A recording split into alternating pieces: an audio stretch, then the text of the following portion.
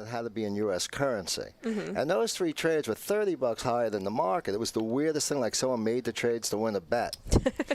So we discussed it, and we just decided to cut it in half. Okay. And I gave him back half. That's fair. Yeah, and if it was the other way, you know, we would have probably decided to go to a group of 8. We go pick 4, and he picks 4 poker players, and they decide. Just because it was so ambiguous. Sure.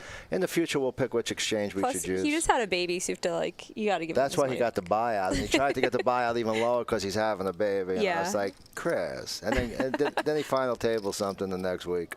So all of a sudden, we have Daniel Weinman 3-betting the 5-9 offsuit here.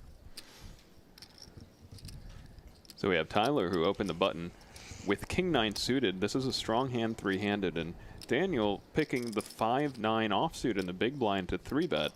Well, I think what he's thinking right now is that he could take control of the non-aggressive side of this. You know, maybe he could bubble play Tyler a little bit.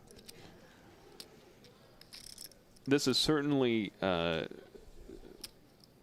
based on game flow, not based on the strength of his hand. Right. Tyler putting out a call here with King-9 suited as he should, and we're going to see these 2 top pros go to a flop. Now, Daniel's never doing that with ace-king. It's just standard for Tyler there to not worry about ace-king. I mean, he really hasn't been that far out of line. It's certainly part of Daniel's range. However, I think King-9 suited is a strong enough hand where if you were folding, considering you're opening so many buttons, it becomes profitable now for Daniel to 3-bet any 2 cards. It's 3-bet range, I don't think. I'm just trying to point that out to the people listening. You know.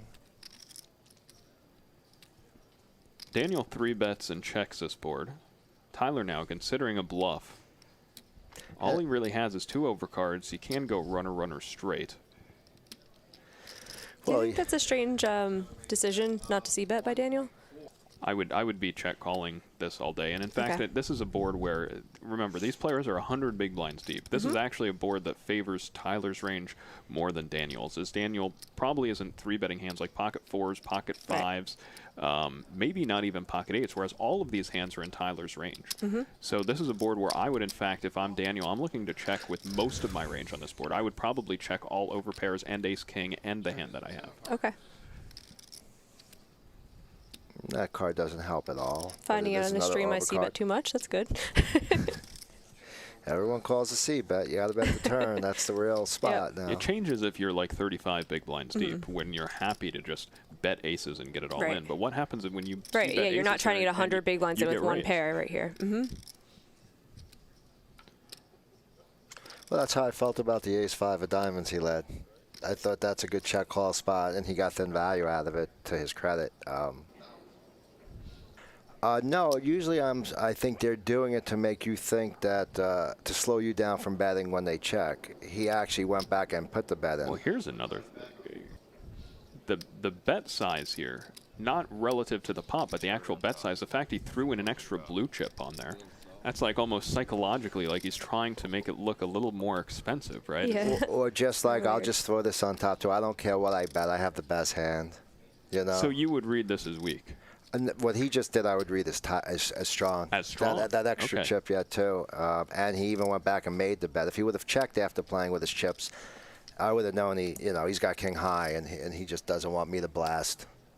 Wow. I mean, after Daniel made like the motions and was like smiling or whatever, that looked like it was going to be a fold, didn't it? Like, it looked like he was like, ah, ha, ha, fold. And then he just, like, made all these motions and then called. Like, I really was not expecting that at all. I thought the hand was just over then. And Tyler doesn't look very happy, and he just touched his face, pacifying himself a little bit, you know. He has left. Tyler has less than a pot-sized bet left. Million chips behind, and he shoves all in. What do you think Nathan's doing right now?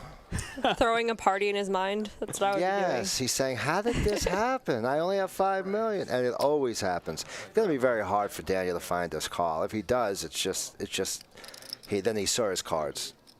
I mean, if Daniel makes this call, then he's my hero. He's his hero or cheating. And the fact that Daniel is thinking about this. Well, now, Daniel 3-bet pre-flop, so he's trying to wonder if Tyler's, like, just putting him on an ace-king type hand, too. Absolutely. call. Daniel Oh my makes God. God. That's incredible. What an unbelievable call by Daniel Wyman. incredible. Daniel is my new hero. Wow. Nice call, Daniel. That is Nice call. incredible. Well at this final table. Nice call, And Daniel. Nathan Wow, Tyler, you handled that very just well. made